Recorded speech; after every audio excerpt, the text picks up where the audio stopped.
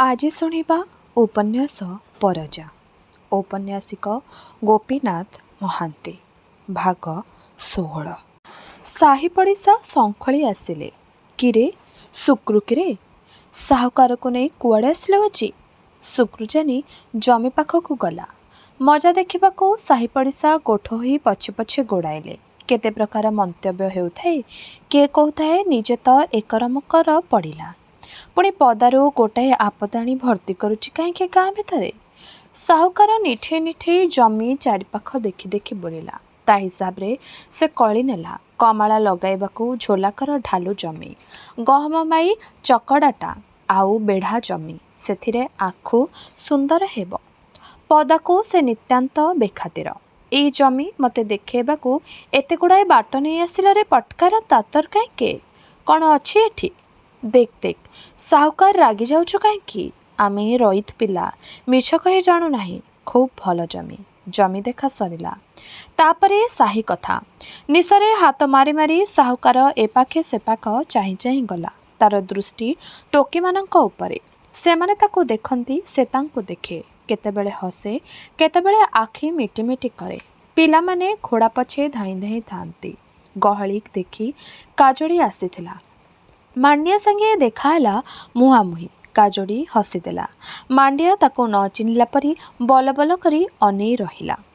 मुह लंबा करी चेहरा देखी जीभरे ओठ तिंतेई साहुकार मांडिया को पचाला, ए टोकीटी किए? काजोड़ी गहली पछाड़े लुचिगला। साहुकार जीवाको बाहरला। एते गाँ लोकंक आगरे सुक्रुजानी साहुकार को अनुरोध कला, 2 दिन छुट्टी दे साहुकार। प्रभुत्व जारी करी टाणगड़े साहुकार हांकिला, नाई नाही एबे बेसी पाइटी, आस मो सांगे। गाँ भाई माने गाँ मुंडा पर्यंते गोठ बांधी गले। नायक पचारला, जमी कथा तो बंदोबस्त करदेलु, भल कथा, हेले शिस्तु पाई एका तुई पुची अर्थात दाई पड़िबो, ठकीदेले हेबो नाही। शुक्र कहला, केउठी जमी बंदोबस्त हेलानी, साहुकार धरिब कि नाई कि तुई हेले धर। नायक मुंड हलेला। लेउटी जाई आपणा गाँव पहुँची साहुकार कहला, जमी नेबी जदि कथाभाषा ठीक हब तेबे। शुक्र कहला, बंधारे ने तुई जमी भोग कर, शिस्तु खजना दे, मांडियार कि मोर गोती फिटाई दे। वर्षको 10 टंका करी छिड़नी कसी नहीं जेबे टंका पुरिब तेबे जमी छाड़ीदे। साहुकार खेंकी उठेला, ओह भारी जमी छिड़नी 10 टंका देदेवी नाई पुणी गोती फिटाई देवी। तुच्छाक मते दिन गोटाकर तुमे दौड़े दौड़े मारिल। मांडिया जानी थटा करी कहला, नईले खाली सेमिति नहीं जा साहुकार, आमको तो नहींछु जमीबा केते करबा। साहुकार आखि तरटी कहला, आरे देखिबो रही मोर टंका गोड़ी पत्थर बोली भाविचु ना कौन, देखिबू देखिबू। से राति गला। तही आर दिन गला। बहुत तर्क पर छिड़ीगला जे एकमात्र बुढ़ा शुक्रुजानी ही गोतीपणियार निस्तार पाइब। ताको मुकाळाइबा बाबतकू साहुकार जमी खाई रजाकरे शिस्तु बांधिब। ଯେଉଁ ଦିନ एककालीन गोटाए गोतिकर 25 टंका साहुकार को सुझे दिज्व ସେହି ଦିନ से जमी छाड़देव। सर्त एतिकी, उपरे धर्म तले बसुमती, पाखरे गोती 10-5 जन। एतिकी साक्षी रखी तुंड कथारे सर्त समाप्त होईगला। मुहे मुहे जमी हस्तांतर होईगला। शुक्रुजानी निष्कृति पाइला। शुक्रुजानी बाड़ी काउड़ी धरी घर को बाहुड़िला। आज से मुक्त। किंतु कि मुक्ति ये? मांडिया रहिला, टिकरा रहिला, बाकी से जमी नाही, सांग को साहा भरोसा नाही। एकुटिया बुढ़ा लोकटिए निदर भी हीन बल। गाँर एकुटिया भंगा घर खाँ खाँ गोड़ाइला। केही कुआड़ नाही। दुलु दुलु बरसा पिंडा पहंडरे केउठी मुंड गुंजिबाको स्थान नाही। घर भितरे केउठी पुओ मानकर भंगा डुंगुडुंगा दिखंड धोकड़ा चमरे फिंपी लागी गलाणी। आउ एठी सेठी झियो मानकर पिंधा लुगार चिरखना 2 खंड। ए घर दिने गहल चहल, आज सबू तुनी तानी। दिन भितरे चारिपाखरु अंधार घोटी आसे, खाली हाउ हाउ साई साई। साही भितरे किए केतेबेले चोर परी एपाख सेपाख हुअन्ते। पाणी बांफरे सबु किछि निभि जाए। पापुली रे गाल रखी सन्तसंतिया बखुरी रे छिंडा चटे उपरे गड़ी पड़ी शुक्रुजानी हाहाकार खाली शुणे। केतेबेले निया टिकिए करी मांडिया पेज 2 सोला फुटे नहीं पी दिए। ତାପରେ ପଡ଼ି ରହିଥାଏ ନିକମା ପରି। ଗାଁ ବୁଲି ଯିବାକୁ ମନ ଭିତରେ କେଉଁଠି ଖେଞ୍ଚା ମାରେ। ଆଜି ତାର ଜମି ନାହିଁ, ବନ୍ଧୁ ନାହିଁ, ପିଲା ନାହାନ୍ତି। ନିଛାଟିଆ ଘରେ ଖାଲି ମଲା ହଜିଲା ସ୍ମୃତିର ଛାଇ। ଆଉ ଏକୁଟିଆ ବୁଢ଼ା ଲୋକଟିଏ। ଶୀତରେ ଥୁରୁଥୁରୁ। ମନର ଶକ ମନରେ ନିଭାଇ ଦିନେ ଏକାପରି କଟିଗଲା। ଶୁକ୍ରଚାନୀ ଉଠି ଠିଆ ହେଲା। ଦିନୁ ଦିନୁ ମନ ଘାରି ହୋଇଛି ଅନ୍ତତଃ ପିଲା ଯୋଡ଼ିକଙ୍କୁ ନେଇ ଆସିବାକୁ। ଖାଲି ଝୁରି ହୋଇଛି ସିନା, ବାଟ ଦିଶେ ନାହିଁ। ଆଣିବ ସତ, ଖାଇବାକୁ ଦେବ କ'ଣ? କ'ଣ ଖାଇ ସେମାନେ ବଞ୍ଚିବେ? ଖାଲି ଆପଣାର ସ୍ୱାର୍ଥ, ଆପଣାର ଖୁସି ପାଇଁ ହଇରାଣ କରିବ ସେମାନଙ୍କୁ। ସଞ୍ଜ ଅନ୍ଧାରରେ ଘରେ ପଡ଼ି ପଡ଼ି ଗଲା କଥା ସବୁ ଗୋଟି ଗୋଟି ହୋଇ ମନେ ପଡ଼େ। ତାର ଭାରିଜା, ତାର ପିଲା ଚାରୋଟି, ତାର ଭବିଷ୍ୟତର ଛବି। ଦିନେ ସେ ଗଢ଼ି ଆଣୁଥିଲା ଯାହା, ଆଜି ସବୁ ଭାଙ୍ଗି ପଡ଼ି ହୋଇଛି ମାଟି କୁଦ। କେଉଁ ଦେବତାର ପୂଜାରେ କେବେ ତ୍ରୁଟି କରିଥିଲା ସେ? ପାରା, କୁକୁଡ଼ା, ଛେଳି ସବୁ ସେ ବଳି ଦେଇଛି। ଘଡ଼ି ଘଡ଼ି ଦିଶାରି ଦୁଆରେ ଉପାଧିଆ ପଡ଼ିଛି। କିଏ କେବେ କହିଥିଲା ଶୁକ୍ରଚାନୀ ଦେବତାଙ୍କ ପ୍ରତି ମେଢ଼ୁଆର ହେଲା ବୋଲି? ଆଉ ଆଜି ଉଷୁମ ଲୁହରେ ଜୁଡ଼ୁବୁଡ଼ୁ ହୋଇ ଦେବତାର ନାଁ ଧରି ଗଡ଼ି ଗଡ଼ି ସେ ଡାକୁଛି। ତଳେ ମୁଣ୍ଡିଆ ମାରି ମାରି ମୁଣ୍ଡରେ ହେଲାଣି ଆବୁ। ଦେବତା ଆସିନାହିଁ, ଦେବତା ଦୟାକଲେ ନାହିଁ। ଘୋର ଆଷାଢ଼ର ମେଘଧାରା ଭିତରେ ଏକୁଟିଆ ସେ ଆଉ ତାର ଭାଗ୍ୟ ମୁହାଁମୁହିଁ। ସବୁ ଅନ୍ଧାରୁଆ ଆଉ ଓଦା। ଦେବତା ତାକୁ ଛାଡ଼ି ଚାଲି ଯାଉଛି। ଚେତାବୁଡ଼ା ଅନ୍ଧାର ଘୋଟି ଆସେ। ହାଉ ହାଉ ପାଣି ପବନ ମୁଣ୍ଡ ଉପରେ ଛପର ଉଠେ ପଡ଼େ। କାହାକୁ ପ୍ରତୀକ୍ଷା କରି ଚିଆଁ ସୁଆଁ ହୋଇ ରହିଲା ପରି ଶୁକ୍ରଚାନୀ ପଡ଼ି ରହିଥାଏ ତାରି ଖୋଳ ପରି ଏ ଭଙ୍ଗା ଘର ଭିତରେ। କାନ୍ଥ ଖସିପଡ଼ାର ଶବ୍ଦ ସେ ଶୁଣେ। ଆଉ ଦେଖୁ ଦେଖୁ ତାର ସାରା ଅସ୍ତିତ୍ୱଟାକୁ ଦୋହଲେଇ ଦେଇ ଥୋପାନ ଛପର ଘରେ ଆହୁରି କଣା କରେ। କଣା ବଡ଼ ହୁଏ ଧୀରେ ଧୀରେ, ବେଶୀ ବେଶୀ। ଶୁକ୍ରଚାନୀ ଦେଖୁଥାଏ। ସେ କାଉଁଦା ଅନ୍ଧାର ଭିତରେ ଦୂରର କାନ୍ଦଣା ଭାସି ଆସିଲା ପରି ଲାଗେ। କିଏ ଯେପରି କଇଁ କଇଁ ହୋଇ କାନ୍ଦୁଛି। ମଲା ସୋମବାରୀର ସ୍ମୃତି ମନେ ପଡ଼େ। ନିଛାଟିଆ ଘର ଆବୋରି ଖାଲି ସୋମବାରୀର କାନ୍ଦଣା। ମୁହଁକୁ ତଳକୁ ମାଡ଼ି ବୁଢ଼ା ଝରଝର କରି କାନ୍ଦି ପକାଏ। କାନ୍ଦି କାନ୍ଦି ଭୂଇଁରେ ମୁଣ୍ଡ ପିଟି ଫମ୍ପା ଗଳାରେ ବୁଢ଼ା ଦେବତାକୁ ଗୁହାରି କରା। ଦେବତା, ଏଡ଼େ ନିର୍ଦ୍ଦୟ ତୁରେ। ପବନର କଳରବ କମେ ନାହିଁ, ବଢ଼େ। 4 ଦିନ ସେ ଗାଁ ଭାଇଙ୍କ କ୍ଷେତରେ ମଜୁରୀ ଖଟିଲା। 5 ଦିନ ହାଟକୁ ଯାଇ ଲିଆମୁଆଁ 4 ପଇସା କିଣି ଆଣିଲା। ଆଉ 2 ପଇସା ପିଠା। ତହିଁ ଆର ଦିନ ବାଡ଼ି ଖଣ୍ଡିଏ କାନ୍ଧରେ ପକାଇ ଲିଆ ପୁଟୁଳି ବାନ୍ଧି ବାଟ ପାଇଁ ଫେସା ମାଣ୍ଡିଆ ଗଣ୍ଡିଏ ଧରି ତୁମ୍ବା ଲଟକେଇ ଶୁକ୍ରଚାନୀ ଚାଲିଲା ଝିଅଙ୍କୁ ଆଣି। ଆପଣା ପାଇଁ ପତ୍ର ତିଆରି ତରଲା ତରଲି 2 ପଇସା ବି ସେ କିଣିପାରିଲା ନାହିଁ ବର୍ଷା ମାଡ଼ରୁ ରକ୍ଷା ପାଇପାରିବା ପାଇଁ। ତିନ୍ତି ତିନ୍ତି ଗୋଟିଏ ଗୋଟିଏ ହୋଇ ଝୋଲା ଗହିରି ପାରି ହୋଇ ବଣୁଆ ବାଟରେ ଶୁକ୍ରଚାନୀ ଚାଲିଗଲା। ରୋଡ଼ ପାଇଟି ପାଖେ ପହଞ୍ଚିଲା ବେଳକୁ ବେଳ ବୁଡ଼ି ଆସୁଛି। ଦିହ ଶୀତେଇ ଆସିଲାଣି। ପିନ୍ଧା ଲେଙ୍ଗୁଟି ଗାମୁଛା ପାଣିରେ ଜୁଡ଼ୁବୁଡ଼ୁ। ସେତିକିବେଳେ ଦଳ ବାନ୍ଧି ମିଶି ଭିଡ଼ି ହୋଇ ପାଟି କରି କରିକା ଅସୁମାରେ ଧାଙ୍ଗଡ଼ା ଧାଙ୍ଗଡ଼ି କାମରୁ ଫେରୁଛନ୍ତି। କାନ୍ଧରେ ଖଣତି ଫାଉଡ଼ା କାଙ୍କ। ଦେହଯାକ ନାଲି ମାଟି ଛିଟା ଛିଟା। ଆନନ୍ଦରେ ସୀମା ନାହିଁ। କାମରେ ଛୁଟି। ଦୂରରୁ ଦୂରରୁ ଯେତେ ଦେଖିଲା ଶୁକ୍ରଚାନୀ ମଣିଷଙ୍କର ଗହଳି ପଟୁଆର, ସେତିକି ତାକୁ ନିରାଶ ଲାଗିଲା। କାହିଁ ଏଠି ଚିଲି, କାହିଁ ଅବା ବିଲି। ଦୂରରୁ ଟିକିଏ କିଏ କେତେ ସେହିପରି ଦିଶନ୍ତି। ପାଖକୁ ଆସିଲେ ଭୁଲ ଭାଙ୍ଗେ। ମଣିଷ ସୁଅକୁ ଉଜାଣି ଠେଲିପେଲି ବୁଢ଼ାଲୋକ ପଶି ପଛି ଏପାଖ ସେପାଖ ଖୋଜେ। ଝିଅମାନଙ୍କର ପତ୍ତା ପାଏ ନାହିଁ। ଦଳ ଦଳ ଟୋକି ଆସନ୍ତି। ବୁଢ଼ାର ବିଜୁଳିକୁ ଅନେଇ ଆଖି ଠରାଠରି ହୁଅନ୍ତି। ନବଜ ଲଗେଇ ପଚାରନ୍ତି, କ'ଣ ନଉଛୁ ସେଥିରେ? ପିଠା ଅଛି କି ଦବୁ? ଧାଙ୍ଗଡ଼ା ପଲ ଆସନ୍ତି। ଥଟ୍ଟା କରି ପଚାରନ୍ତି, ଗୋତ ଯାଉଛୁ କି? ଡୋକରା ରାତି ଆସୁଛି, ଭାଗ ଖାଇବରେ? ବୁଢ଼ା ପଚାରେ, ସରସୁପଦର ଗାଁର ଜିଲିବିଲି କୋଉଠି ଅଛନ୍ତି ଜାଣ? ଲୋକେ ହସି ଦେଇ ଅନ୍ୟମନସ୍କ ହୋଇ ଚାଲିଯାଆନ୍ତି। ଶେଷରେ ବୁଲି ବୁଲି ଥକିଯାଇ ସେ ମଣିଷ ପଟୁଆର ସଙ୍ଗେ ମିଶି ଶୁକ୍ରଚାନୀ ଗଲା କୁଲିବସ୍ତିକୁ। ଅନ୍ଧାର ପଡ଼ି ଆସୁଛି। ଶୀତ ବଢ଼ିଲାଣି। କଳା ମେଘର ଧଡ଼ିଏ ଧଡ଼ିଏ ଗୋଟାଏ ଗୋଟାଏ ତାରା ଭେଳିକା ଲଗାଇଲା ପରି ଚେଇଁ ଉଠି ପୁଣି ନିଭି ଯାଉଛି। ଅବଶ ହୋଇ କାଉଡ଼ି କାନ୍ଧରେ ପକାଇ ଧାଡ଼ି ଧାଡ଼ିକା ଘର ଆଗରେ ବୁଲି ବୁଲି ବୁଢ଼ା ପାଟି କରି ଡାକି ବୁଲିଲା, ଜିଲିବିଲି, ଜିଲିବିଲି। କେତେ ଘରୁ କେତେ ଜିଲିବିଲି ବ୍ୟସ୍ତ ହୋଇ ବାହାରି ଆସିଲେ। ମୁହଁ ପାଖକୁ ମୁହଁ ନେଇ ବୁଢ଼ା ନିରେଖି ନିରେଖି ମୁହଁ ସଖାଇ ଦେଇ ଫେରି ଆସିଲା। ପୁଣି ଧାଉଁଡ଼ି ଦେଲା। ଶୀତ ବାଧୁ ନାହିଁ, ଅନ୍ଧାର ବାଧୁ ନାହିଁ। ଭିତରର ନିରାଶା ସଙ୍ଗେ ଯୁଦ୍ଧ କରି ଜବରଦସ୍ତି ବୁଢ଼ା ଲୋକ ଡାକି ବୁଲିଲା, ଜିଲିବିଲି, ଏ ଜିଲିବିଲି। ସେତେବେଳେ ଦି ଭଉଣୀ ସଜ ହେଉଛନ୍ତି। ଦିନର କାମ ସରିଛି, ରାତିର ଫୁର୍ତ୍ତି ବାକି। ମୁଣ୍ଡ ସାଉଁଳା ସାଉଁଳି, ଫୁଲ ଖୋସା ଖୋସି, ଆଉ ଟିକିକୁ ରାମି ଆସିବ ଡାକି।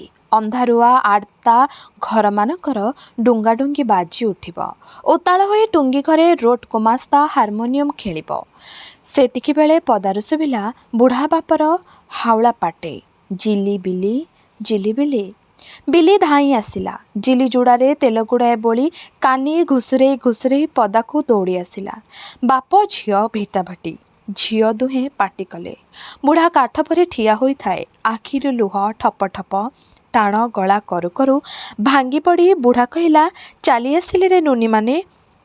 ଦି ଭଉଣୀ ହଠାତ୍ ଶଙ୍କି ଯାଇ ଠିଆ ହେଲେ। ଲାଜ ମାଡ଼ିଲା, କାନ୍ଦ ମାଡ଼ିଲା। କାଠ ପରି ଦୁଆର ମୁହଁରେ ଠିଆ ହୋଇ ରହିଲା। ଘର ଭିତରକୁ ଡିବିରି ଆଲୁଅ ମୁହଁ ଫାଳକରେ ପଡ଼ିଥାଏ। ପଛଆଡ଼େ ରାତିର ଅନ୍ଧାର। ସୁଖ ଦୁଃଖରେ ନାଲି ମଖା ପ୍ରେତ ପରି ଚେର ଲାଗିଯାଇ ହାଡ଼ ହାଡ଼ୁଆ ଡେଙ୍ଗା ବୁଢ଼ାଟି ଠିଆ ହୋଇ ରହିଲା ସେଠି। ଦି ଝିଅ ଦି କାନ୍ଧରେ ଓହଳି ହେଲେ। ବାପକୁ ଭିତରକୁ ଟାଣିଲେ। ବାପ ଝିଅ ଘର ଭିତରେ ପଶିଲେ। କଥା ପଡ଼ିଲା। ପାଇଟି ଛାଡ଼ିବା କଥା ତ ଅତି ସହଜ କଥା। ନାହିଁ କରିଦେଲେ କିଏ ଜବରାନ କରିବ? କିନ୍ତୁ ତାପରେ କ'ଣ ରେ? ତୁମେ ପିଲା ଟୋକି ବରଷାରେ ତୋଫାନରେ ଘର ପାଖେ କୁଲି କରି ମୋତେ ପୋଷିବ, ଏଇଆ ଦେଖିବା ପାଇଁ ବିଧାତା ମୋତେ ବଞ୍ଚେଇ ରଖିଛି ନା କ'ଣ? ନାହିଁ ବାପା, ତୁ ସେମିତି ହ ନାହିଁ। ଘରର ଅବସ୍ଥା ଟିକେ ଭାବି ଦେଖ। ଜିଲି କହିଲା, ଆଜିକି ଏତେ ଦିନ ଗଲା, ଆଜି ତୁମେମାନେ ମୋତେ ବୁଝେଇବ ଘରର ଅବସ୍ଥା କ'ଣ? ରୋଟ୍ ଗୁମାସ୍ତା ନିଜେ ବୁଝେଇ ଆସିଲା। ଟଙ୍କା ଦିଟା ବଢ଼େଇ ଧରି କହିଲା, ନେ ତୁ ଖର୍ଚ୍ଚ କର ପଛେ, ପିଲା ଦିଟାଙ୍କୁ ଛଡ଼େଇ ନେଇ ହଟହଟା ହେଇ ମରିବୁ କାହିଁକି? କାମ ଯଦି ଲୋଡ଼ା ତୁ ମଧ୍ୟ ଏଠି କାମ କର, ଝିଅମାନଙ୍କୁ ଜଗି ପଡ଼ି ରହିଥା। ଘରକୁ ଯାଇ କ'ଣ ଅଧିକା କରିବୁ? ଦି ଭଉଣୀ ତା କଥାରେ ପାଳି ଧରିଲେ। ହଁ ବାପା, ଏଠି ତୁ ରହ। ପାଇଟି କିଛି ବେଶୀ ଭିଡ଼ ନାହିଁ, ଏଠି ରହିଯା। ମୁହୂର୍ତ୍ତେ ଶୁକ୍ରଚାନି ଟଳିଗଲା ଏକକରକୁ। ହଁ ସତେ ତ, ଏତେ ଅନଶନ ଏତେ କଷ୍ଟ ପରେ ଆଖି ଆଗରେ ଦିଟା ଶତ ଶତ ଟଙ୍କା, ଆଉ ଏ ବାବୁଟିର କଳା କଥା। କେଡ଼େ ଭଲ ବାବୁଟିଏ, ପାଖରେ ବସାଇ କଥା ଗପୁଛି। ଆଉ ହୁଏତ କାମ ଭିଡ଼ ନ ହୋଇଥିବ ବା। ମହାପୁରୁ। ଶୁକ୍ରଚାନି ବାବୁର ପୋଷାକ ଦେଖି ମୁଣ୍ଡ ନୁଆଇ ଦେଲା। ଆମର ଦୁଃଖ କଷ୍ଟ ଯଦି ତୁ ବୁଝୁଛୁ ଏତେ, ମୁଁ ଏଠି ଥାଏ ପିଲା ଟୋକିଙ୍କ ବଦଳି। ସେମାନେ ହେଲେ ଘରକୁ ଯାଆନ୍ତୁ। ଏ ଝଡ଼ି ବର୍ଷାରେ କେତେ କଷ୍ଟ ଆଉ ପାଇବେ ସେମାନେ। କାଇଲା ବା ବେମାର ପଡ଼ିଯିବେ। ପିଲା ଲୋକ, ସେମାନେ ଯାଆନ୍ତୁ, ମୁଁ ରହୁଛି। କଣ୍ଟ୍ରାକ୍ଟି ଘର ପଇସାରେ ପୋକ ଲାଗିଛି କିରେ? ବିଡ଼ି କଳେ ଟାଣିଦେଇ ଗୁମାସ୍ତା କହିଲା, ଭେଣ୍ଡିଆ ଯେତେ ଟୋକାଟୋକି ସେମାନେ ଯିବେ ଘରକୁ, ପାଇଟି କରିବୁ ତୁଇ ବୁଢ଼ା? ଖାଦି ନାହିଁ, ସେଥିପାଇଁ ବୁଢ଼ା ଦିଶୁଛି ବାବୁ। ନଇଲେ ଦେଖେଇ ଦେବି କୋଉ ଭେଣ୍ଡିଆ ପାଇଟିକୁ ଆସିବ ମୋ ସାଙ୍ଗେ। ନାଇଁ ବୁଢ଼ା, ତୁ ଘରକୁ ଚାଲିଯା। ଏତେ ଦିନ କାମ କରି କରି କ'ଣ ଆଉ ଶୁଖି ଯାଇଛନ୍ତି ତୋର ଝିଅମାନେ? ତୁ ଯା, ସେମାନେ ଥାଆନ୍ତୁ। ନେଚୁ ବାବୁ, ତୁମେ ଯାଅ। ପଦେ କଥାରେ ଶୁକ୍ରବୁଢ଼ା ଗୁମାସ୍ତା ସାଙ୍ଗେ ତର୍କ ଛିଣ୍ଡେଇ ଦେଲା। ମୁହଁ ଆମ୍ବିଳା କରି ଗୁମାସ୍ତା ଚାଲିଗଲା। ଦେଶିଆ ରଇତର ପାଟିରେ ଜାବ ପଡ଼ିଗଲେ ଆଉ ଫିଟେ ନାହିଁ, ସେ ଜାଣେ। ପୁଣି ଝିଅମାନଙ୍କ ସଙ୍ଗେ ତର୍କ। ତାଙ୍କର କଥା ସେ ବୁଝେ। ଘରେ ସବୁ ଫାଙ୍କା ସେ ଜାଣେ। ଏଣୁ ଛଡ଼େଇ ନେଇ ଗଲେ କ'ଣ କରିବାକୁ ପଡ଼ିବ ତାପରେ ସେ ବିଷୟରେ ତା'ର କୌଣସି ସଫା ଧାରଣା ନାହିଁ। ତଥାପି ମନ ହୁଏ ନାହିଁ। ଏଗୁଡ଼ାକ ସବୁ ନୂଆ କଥା। ଦାଦି ଅଜା କାଳର ସଂସ୍କାରରେ ତା'ର ଧାରଣା ସବୁ ଗଢ଼ା। ଆଉ ବୟସର ଗୁରୁତ୍ୱର ସେ ଦାଦି ଅଜାଙ୍କ ସାଙ୍ଗେ ସମାନ ହୋଇଗଲାଣି। ଟୋକି ପିଲା କାମ କରନ୍ତି ନାହିଁ। କିନ୍ତୁ ସେ ଖାଲି ବାପ ଘରେ, ନୋହିଲେ ସ୍ୱାମୀ ଘରେ। ବାପକୁ ଛାଡ଼ି ଭାଇକୁ ଛାଡ଼ି ଦୂର ଦେଶରେ ପଡ଼ି ରହି କୁଲି କାମ କରିବା ତୁଚ୍ଛା ନୂଆ ଯୁଗର ଢପ। ବୁନିଆଦି ପରଜା ଧାରଣାକୁ ତା ପସନ୍ଦ ପଡ଼େ ନାହିଁ। ବର ବାଛିବା ଦୃଷ୍ଟିରେ ମଧ୍ୟ ଦେଖିଲେ ଏ କୁଲି କାମ ନିତାନ୍ତ ଅବୁନିଦିଆ। ଗାଁର ଧାଙ୍ଗଡ଼ା ବସାଘର, ବାଟଘାଟ, ନଈକୂଳ ହାଟ, ପୁନେଇ ପରବ ମାଗଣା ଲାଗୁଥିଲା ସେଠି। ଏ ତ ବିଦେଶୀ କୁଲି ଜାଗା, 12 ଭାଇ ଆଖଡ଼ା। ଛି, କାହିଁକି ବାପା? ଏତେ ଗାଁର କେତେ ଝିଅ ତ ଅଛନ୍ତି ଏଠି, ଆମେ କ'ଣ ଏକା? ଏ ଯୁଗର ପିଲାମାନେ ଖାଲି ନଜିର ଦେଖିବେ, ତର୍କ କରିବେ, ଗୁରୁଜନଙ୍କର କହିବାର ଉଦ୍ଦେଶ୍ୟ ଆଦୌ ବୁଝିବେ ନାହିଁ। ଛି ଛି ମୁଁ କିଛି ଶୁଣିବି ନାହିଁ। ମୋର ଧନ ଦରଦ ଦରକାର ନାହିଁ। ଯାହା ମିଳିବ ଘରେ ପଡ଼ି ପଡ଼ି ସେତିକି ଖାଇ ପିଇ ହେଲେ ପଡ଼ିଥିବା, କିଛି ଶୁଣିବେ ନାହିଁ। ଆଜି ଚାଲ ଫେରିଯିବା। ପରଦେଶୀ ଘରକରଣା ଭାଙ୍ଗି ଦେଇ ଗୋଟିଏ ଗୋଟାଏ ଦୀର୍ଘଶ୍ୱାସ ମାରି ବୋଝ ମୁଣ୍ଡେଇ ବାପ ପଛେ ପଛେ ଦି ଝିଅ ଚାଲିଗଲେ। ଓଳି ତଳ ଜହ୍ନି କଖାରୁ ପିଢ଼ାକୁ ଛୁଇଁଥାଏ ମୋଟେ। ମଲ୍ଲି ଫୁଲ ଫୁଟି ଫୁଟି ଆସୁଥାଏ ଅଗଣା ଉପରେ। ଘରେ ପହଞ୍ଚି ଦିନା କେତେ ଜିଲିବିଲି ଅନ୍ୟମନସ୍କ ହୋଇପଡ଼ିଲେ। ଏଥର ଘର ଭର୍ତ୍ତି 2 ଜଣ ଝିଅ ବାପ। ଝିଅମାନେ ସାହିମେଳରେ ଯୋଗ ଦିଅନ୍ତି, ଫୁର୍ତ୍ତି କରନ୍ତି ଯେତେ ସମ୍ଭବ ସେତେ। କିନ୍ତୁ ସଞ୍ଜ ହେଲେ ଅଭ୍ୟାସ ଅନୁସାରେ ଆପେ ଆପେ ବେଶଭୂଷା ହୋଇଯାଆନ୍ତି ସିନା। ସଞ୍ଜ ପହର ଗୋଟାକ ମନଟା ଭାରି ଚଞ୍ଚଳ ହେଉଥାଏ, ଯେପରି କିଛି ଗୋଟାକ ପ୍ରତୀକ୍ଷା। ତାପରେ ରାତି ଟିକିଏ ବଢ଼ିଗଲେ ଭାରି ଅବସନ୍ନ ଲାଗେ। ଖୁସି ଗପ, ହସ ଆନନ୍ଦ ନ ଖୋଜି ଆପେ ଆପେ ଦେହ ବିଛଣା ଖୋଜେ। ଧାଙ୍ଗଡ଼ି ବସାଘରକୁ ବେଶୀ ଯାଆନ୍ତି ନାହିଁ। ବୁଢ଼ା ଶୁକ୍ରଚାନୀ ଖୁସି ହୁଏ। ଝିଅମାନଙ୍କୁ ଘରକୁ ଲେଉଟାଇ ଆଣିଲା ଉତ୍ତାରୁ ତାର ଉତ୍ସାହ ଯେପରିକି 2 ଗୁଣ ବଢ଼ିଯାଇଛି। ନିତେ ସେ ସକାଳୁ ସଞ୍ଜ ଯାକେ ଖଟ। ରାତିରେ ସେ ଭାବି ହୁଏ କାମ ବାକି ଅନେକ। ଆଗ ଭଙ୍ଗା ଘର ମରାମତି କରାହେଲା। କି କଷ୍ଟ କି ପରିଶ୍ରମ ସେ। କାରଣ ଏ ଦିନେ ପାଳ ମିଳେ ନାହିଁ କି ପିରି ପାଚି ନଥାଏ। ଘର ଉତ୍ତାରୁ କଥା ପଡ଼ିଲା। କ'ଣ କଲେ ଦିନର ଖୋରାକ ରୋଜଗାର ହେବ, ଆଉ ତା ସାଙ୍ଗେ ସାଙ୍ଗେ ନୂଆ ଜମି ପାଇବାର ଉପାୟ କ'ଣ? ପୁଣି ଥରେ ନାଇକ ଦୁଆରେ ଉପାଧିଆ। ଜମି ତ ବନ୍ଧା ଦେଇଦେଲି, କିଛି ହେଲେ ଜମି ମୋତେ ଦେ, କରି ଖାଇବି, ଶିସ୍ତୁ ବାନ୍ଧିବି। ମୋର ପିଲା କୁଟୁମ୍ବ ତୋରି ନାଁ ଧରି ବଞ୍ଚିଥିବେ। ନାଇକ ଭରସା ଦେଲା, ବୁଝି ଦେଖିବ। ଏ ଗାଁରେ ଆଉ ପଦାଭୂମି କେଉଁଠି ହେଲେ ନାହିଁ। ପାହାଡ଼ ତଳେ ଗାଁ ଜମିର ସନ୍ଧିରେ ଏ ଗାଁ ତରଫର ଗୁଡ଼ାର ଜମି ଥିଲେ ବା ଥାଇପାରେ, ବୁଝିଲେ କହିବ ସେ। ଦିନର ଖୋରାକ ପାଇଁ ଏ ଗାଁ ଆଉ ପାଖ ଗାଁମାନଙ୍କରେ ମଜୁରିଆ ଦରକାର ହେଉଛନ୍ତି। ବୁଣାବୁଣି ତ ଏପର୍ଯ୍ୟନ୍ତ ସରିନାହିଁ। ପୁଣି ବିଲରୁ ଘାସ ବାଛିବା କାମ ଏ ମାସରେ ପ୍ରଧାନ। ବାପ ଆଉ ଝିଅ ଯୋଡ଼ିକ ଲାଗି ପଡ଼ିଛନ୍ତି ଏକାଠି ପାଖକୁ ପାଖ। କାମରୁ ଲେଉଟିଲେ ପଇସା କେତେଟା ଆଉ ମାଣ୍ଡିଆ କେଇମାଣ ଦିନର ମଜୁରୀ ହିସାବରେ ଆପେ ଥୁଆ। ସତ, ସଞ୍ଚୟ କିଛି ହୁଏ ନାହିଁ। ବେଶୀ ସ୍ୱଚ୍ଛନ୍ଦରେ ଚଳି ହୁଏ ନାହିଁ, କିନ୍ତୁ ଚଳିଯାଏ ଯେମିତି ହେଲେ। ପର ବିଲରେ କାମ କରୁ କରୁ ବୁଢ଼ା ଶୁକ୍ରୁ ଆପଣାର ବିଲ କଥା ଭାବେ। ଏ ପର୍ଯ୍ୟନ୍ତ ପଡ଼ିଆ ପଡ଼ିଛି, ଆଉ କେତେ ଦିନ ବା? ସାହୁକାର ବଳେ ଆସିବ ଯେ କରିବାକୁ। ଏକୁଟିଆ ଥିଲାବେଳେ ପୁରୁଣା ଭୂମି ପାଖେ ଯାଇ ବସେ। ପୁଣି ମନେ ପଡ଼େ ଜମି ସେ ବନ୍ଧା ଦେଇଛି। ଭାବୁ ଭାବୁ ବୁଢ଼ାପଣ ପଡ଼ିଯାଏ ଖୁବ୍। ଆଖି ସରୁ ହୋଇଯାଏ, କପାଳର ଚମ ସିଅ ହୋଇ ହିଡ଼ ପାଲଟିଯାଏ। ଆଉ ବୁଢ଼ା ଦେଖେ କେହି କୁଆଡ଼େ ନାହିଁ। ଜିଲିବିଲି 2 ଭଉଣୀ ପର ବିଲରେ କାମ କରନ୍ତି। ରୋଟ ପାଇଟିର ନିବୃତ୍ତ ଅନୁଭୂତି ପରେ ଦୁହେଁ ପରସ୍ପର ଅତି ଘନିଷ୍ଠ ହୋଇଯାଇଛନ୍ତି। ଦିନା କେତେ ଗୁମସୁମରେ କଟିଲା ପରେ ଯେତେବେଳେ ହସ ବାହାରିଲା, 2 ଭଉଣୀ ଖୁଜୁବୁଜୁ ହୋଇ ଥଟ୍ଟା କରି ହସି ହସି ପକାଇଲେ। ଜିଲି କହେ ବିଲିକୁ, କିଲୋ ମନେ ପଡ଼ୁଛି ନା? ଜିଲି ଲେଉଟି ପଚାରେ।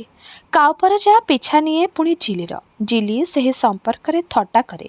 ଜିଲି କହେ, କାଉ ଭାଇ ଫୁଲ ଆଣିଦବୁ? ବିଲି କହେ, ଆସିବୁ ଆଜି ସଞ୍ଜରେ। କାଉପରଜା ଖୁସି ପାଏ। 2 ଭଉଣୀ ହସି ହସି ଗଡ଼ନ୍ତି। ସଞ୍ଜ ହେଲେ ନାଚକୁ ଯିବା ବାଟରେ କାଉପରଜା ପଛେ ପଛେ ଆସେ। ସେ ବୋଲାହାକ କରେ, ଯାହା କହିଲେ ତାର ସେଇଆ। ଆଗ ପରି ଫୁଲ ଫଳ ଆଣିଦିଏ। ପାଖେ ପାଖେ ଅପେକ୍ଷା କରି ରହିଥାଏ ତୁଣ୍ଡ କଥାକୁ। ଟୋକିମାନେ କେତେବେଳେ କେଉଁ କଥା ବତାଇବେ ବୋଲି। ସମ୍ପତ୍ତି ତାର ଏତିକି। ଦିନେ ସଞ୍ଜବେଳେ କାମ କରି ଫେରିଲା ବେଳକୁ ମେଘ ଘୋଟି ଆସିଲା। ଯେ ଯୁଆଡ଼େ ଧାଇଁ ପଳାଇଲେ।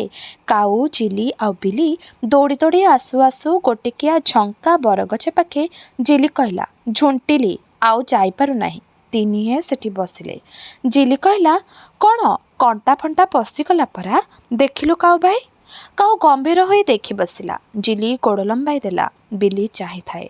କାଉପରଜା ଗୋଡ଼କୁ ଟେକି ଚିପାଚିପି କଲା। ଜିଲି କହିଲା, ଭଲ ଲାଗିଲା? ମେଘ ଟିପି ଟିପି ପକାଉଥାଏ। ଜିଲି କହିଲା, କାଉ ଭାଇ ତୋ ମାଠଟା ଖୋଲିଦେ, ମୋତେ ତିନିହେଁ ଘୋରି ହେଇ ପଡ଼ିବା। ମଝିରେ କାଉ ଦିପାଖେ 2 ଭଉଣୀ ଗୋଟାଏ ଘୋରି ହେଲା ଘୋରି ହୋଇ ବସି ରହିଲେ। ଜିଲିବିଲି ବଡ଼ ପାଟି କରି ହସିଲେ। ବିଲି କହିଲା, ଆମେ ଜଣେ ନୋହୁଁ, କାହାକୁ ତୁ ଘରକୁ ନେବୁ କହ? କାଉପରଜା ବଡ଼ ଅପ୍ରସ୍ତୁତ ହେଲା। ଆରେ ନୁନିମନ୍, ସେମିତି ହ ନାହିଁ ହେ, ହ ନାହିଁ। ନାଇଁ ନାଇଁ ତୁଇ କହ, ଏଠି କେହି ନାହିଁ। ଦି ଭଉଣୀ ହସି ହସି ଫାଟି ପଡ଼ିଲେ। କାଉପରଜାକୁ ମଝିରେ ପୂରେଇ ଦୋହଲି ଦୋହଲି ସେମାନେ ଘରକୁ ଲେଉଟି ଆସିଲେ। ଏହିପରି ଖୋଲା ଖୋଲା ଥଟ୍ଟା ନ କଲାରେ କାଉପରଜା ଟିକିଏ ଶଙ୍କିଯାଏ, କିନ୍ତୁ ସେ ଆଶା ଛାଡ଼େ ନାହିଁ, ଲାଗି ରହେ ଥଟ୍ଟା ସହି। ଦିନାକେତେ ଗଲା। ନାୟକ ପାଖକୁ ଦୌଡ଼ି ଦୌଡ଼ି ଶେଷରେ ନାୟକ ଖଣ୍ଡେ ସାନ ବିଲ ତଷିବାକୁ ଦେଲା ଶୁକ୍ରୁଜାନୀକୁ। ଗାଁରୁ ଖଣ୍ଡେ ଦୂରରେ ଖୋଲା ପଡ଼ିଆଟା ସେଇଟା, ସେଥିରେ ପୁଣି କେବେ ତାସ ହୋଇନାହିଁ। ଜମିଟାକୁ ଦେଖି ଶୁକ୍ରୁଜାନୀ ହିସାବ କରିନେଲା ମନେ ମନେ। ଭଲ ତଚାଶି କଲେ ଅଧକଡ଼ିସା ପର୍ଯ୍ୟନ୍ତ ପାଚିବ ଏଠି। ପଛଆଡ଼େ ପାହାଡ଼ର ଢାଲୁ, ସେଠି ସାମାନ୍ୟ ବୁଧା ଜଙ୍ଗଲ କ୍ରମେ ଘଞ୍ଚ ହୋଇ ଉପରକୁ ଉଠିଯାଇଛି। ସାନଗୁଡ଼ାରେ କନ୍ଧ 4-5 ଜଣଙ୍କର ବାସ। ସେମାନେ ସମସ୍ତେ କୋଡ଼ିଖିଆ, ଡଙ୍ଗର ମାରୁ। ଯଦି ପୁଣି ଦୁର୍ଭାଗ୍ୟକୁ ଜଙ୍ଗଲ ଜମାନର କେବେ ଏ ଅଞ୍ଚଳକୁ ଗ୍ରସ୍ତ ପଡ଼େ, ସରିକି ନୁହେଁ, ବିଜା ନୁହେଁ, ଖାଲି ଲଟାବୁଦାର ସରୁଆ ବଣ କ'ଣ ଫାଶୀ ହୋଇଯିବ ଏତେକେରେ? କିଏ ବା ଦେଖୁଛି? ଗାଁ ନାହିଁ, କଣ୍ଡା ନାହିଁ, ଧାଡ଼ି ଧାଡ଼ିକା ଲଣ୍ଡା ଜଙ୍ଗଲିଆ ପାହାଡ଼ର କାନ୍ଥ ଉଢୁଆଳରେ ଟିକିଏ ଜମି। କିନ୍ତୁ ଏକଟିଆ ଏଠି ନାଚୁକୁଦି ହେଲେ ଫଳ ନାହିଁ କିଛି। ପଥର ଫଟେଇ ନୂଆ ତାସ କରିବାକୁ ମଣିଷ ଦରକାର। ଏ ବର୍ଷ ଏତେ କାମ କରିବାରକୁ ପୁଞ୍ଜି ନାହିଁ। କେବଳ ନାୟକ ଦେଖେଇ ଦେଇଥିବା ପଡ଼ିଆ ଖଣ୍ଡକ କାମି କରିପାରିଲେ କିଛି ହେଲେ ହୁଅନ୍ତା। ସେଥିପାଇଁ ମଧ୍ୟ ଜଣକୁ 2 ଜଣ ଦରକାର। କାମ କରିବାକୁ ଏକୁଟିଆ ବୁଢ଼ାଟା ମାଣ୍ଡିଆ ନାହିଁ କି ଟିକରା ନାହିଁ। ସଙ୍ଗକୁ ଆଉ ଜଣେ ମିଳିଲେ ସାନଗୁଡ଼ାର କନ୍ଧମାନଙ୍କୁ ଧରାଧରି କରି ବଦଳ ଉଦଳ କାମ କରିବା ଉପରେ ସେଠି ଆଉ 5 ଜଣ ଉଠେଇ ହୁଅନ୍ତା। ଏ ଦେଶରେ ଏପରି ମଧ୍ୟ ଚଳେ। ଜଣେ ଅନ୍ୟ ଜଣଙ୍କ କ୍ଷେତରେ 2 ଦିନ କାମ କରିବ, ଅନ୍ୟ ଜଣକ ପୁଣି କେବେ ଦରକାର ପଡ଼ିଲେ ନିଜେ କାମ କରି ଯାଇ ସୁଝେଇ ଦେଇ ଆସିବ। ଘରେ ଯୋଡ଼ାଏ ଝିଅ, ଝିଅ ନୁହନ୍ତି ତ ସମ୍ପତ୍ତି। ଜଣ ଜଣକୁ 2 କୋଡ଼ି 3 କୋଡ଼ି ଟଙ୍କା ମିଳନ୍ତା ଝୋଲା ବାବଦକୁ। କିନ୍ତୁ କପାଳ ଏଡ଼େ ହୀନ, କେହି ଚୁଟୁ ନାହାନ୍ତି। ବୁଢ଼ା ଆପଣା ଉପାୟରେ ଠିକଣା କରି ଦେଖିଲା। ଜମି ତଷି ପୁଣି ଗୋଡ଼ ସିଧା କରି ଠିଆ ହେବାକୁ ହେଲେ ଝିଅ ଦୁହିଁଙ୍କୁ ବିଭା ଦେବା ଦରକାର। କିନ୍ତୁ କିଏ ଠିକଣା କରିବ? ଦେଶର ପ୍ରଥା ଏହିପରି। ଆଗ ମାଗଣା ଆସିବ ବର ତରଫରୁ, ଆଉ ବିଭା ଠିକ୍ ହେବ ବର ଯଦି କନ୍ୟାମନକୁ ଆସେ ତେବେ। ବାପ ମା ଖାଲି ଦେଖଣାହାରି ଆଉ ଖାଲି ଝୋଲାରେ ଭାଗି। ଟୋକାଟୋକି ନିଜେ ନିଜର ବିବାହରେ କର୍ତ୍ତା। ତଥାପି ଶୁକ୍ରୁଜାନୀ ଭାବିଲା, ଗୋଟାଏ କିଛି କରିବାକୁ ନିଶ୍ଚୟ ହେବ, ନୋହିଲେ ଗୋତିପଣରୁ ମୁକ୍ତି ନାହିଁ। ହେଲେ ଠେଲିପେଲି ସେ ଝିଅମାନଙ୍କୁ ଧାଙ୍ଗିଡ଼ି ବସାଘରକୁ ପଠାଏ, ନାଚିବାକୁ ପଠାଏ, ସାଙ୍ଗରେ ନେଇଯାଏ ନାଚ ମଣ୍ଡପକୁ। କିଛି ନା କିଛି ପତିଆରା ଦେଖେଇ ପଠାଏ ହାଟ ଦେଖି। ଯାରେ ପିଲାଏ, ଧୁଙ୍ଗିଆ ମୋର ସରି ଆସିଲାଣି, କାହାକୁ ଆଉ କହିବି? ମାଣ୍ଡିଆ ନାହିଁ କି ଟିକରା ନାହିଁ। ସେ ଚାହେଁ ଝିଅ ଦୁହେଁ ସବୁବେଳେ ଖୁସି ହୁଅନ୍ତେ, ସବୁବେଳେ ସଜବାଜ ହୋଇ ପଦାକୁ ବାହାରନ୍ତେ। କିଲୋ ଜିଲି, ମୁଣ୍ଡ ବାନ୍ଧି ନୋହୁ କାହିଁକି? ଆଜି ଯଦି ତୋର ମା ବଞ୍ଚିଥାନ୍ତା। ପିଲାଏ ଅମାନିଆ ହେଲେ ସେସବୁ କଥାରେ ତାଙ୍କ ମଲା ମାର ଉପଲକ୍ଷ୍ୟ ଦିଏ। ମୁଁ ବୁଢ଼ାହଡ଼ା, କି ଜାଣେ ମୁଁ? ଟୋକି ପିଲା କେମିତି ପାଳିବାକୁ ହେବ? ସେଥିପାଇଁ ତୁମେ ସବୁବେଳେ ବିରସ, ସବୁବେଳେ ଆପଣା ଦେହ ମୁଣ୍ଡକୁ ନଜର ନାହିଁ। ମଇଳା ମୁରୁଛିଆ। ଏଇ ମଲାମା ଉପଲକ୍ଷଟା ଏ ଗୋଟାକ କାଟୁକରେ। କହିଲା ବେଳେ ବୁଢ଼ାର ସ୍ୱର ଘାଗଡ଼ା ହୋଇ ଆସେ। ପାଶୋରା ଦୁଃଖର କାଳି ନିଗିଡ଼ି ଆସେ କପାଳରୁ ଆଖି ଭିତରକୁ। ଟୋକି ପଲଙ୍କର ହସ ହସ ଆପଣା ଭୁଲା ଅବହେଳା ବାଧା ପାଇ ଭିତରକୁ ପଶିଯାଏ। ବିଲି କହେ ଜିଲିକୁ, ବାପା ଭାରି ବୁଢ଼ା ହୋଇଯାଉଛି। ନିରୋଳାରେ 2 ଭଉଣୀ ଏହି କଥା ଭାବି ହୁଅନ୍ତି, ମୁହଁ ଶୁଖାନ୍ତି। ଶୁକ୍ରୁଜାନୀର ଉଦ୍ଦେଶ୍ୟ ଆପେ ଆପଣାକୁ ହଟେଇ ଦିଏ ପଛକୁ। କାଉପରଜା ତୁନି ହୋଇ ଆସି କଅଁଳେଇ ପଚାରେ, କାହିଁକି ମୁହଁ ଶୁଖେଇଛ ବସିଛରେ ପିଲାମାନେ? ଜିଲି କହେ, ତୁ ଆସିଲୁ ନାହିଁ ବୋଲି ପରା। ହୋ ହୋ ହସି ଉଠେ, ଲୁହ ଛଳଛଳେଇ ଆସେ। ତେବେ ଏହିଠାରେ ଶେଷ ହେଲା ଔପନ୍ୟାସିକ ଗୋପୀନାଥ ମହାନ୍ତିଙ୍କର ଉପନ୍ୟାସ ପରଜାର ଏହି ଭାଗଟି। ଆଗାମୀ ଅଧ୍ୟାୟରେ ଏହି ଉପନ୍ୟାସଟିର ବାକି ଅଂଶଗୁଡ଼ିକୁ ଆମେ ଶୁଣିବା। ରହିଲି, ନମସ୍କାର।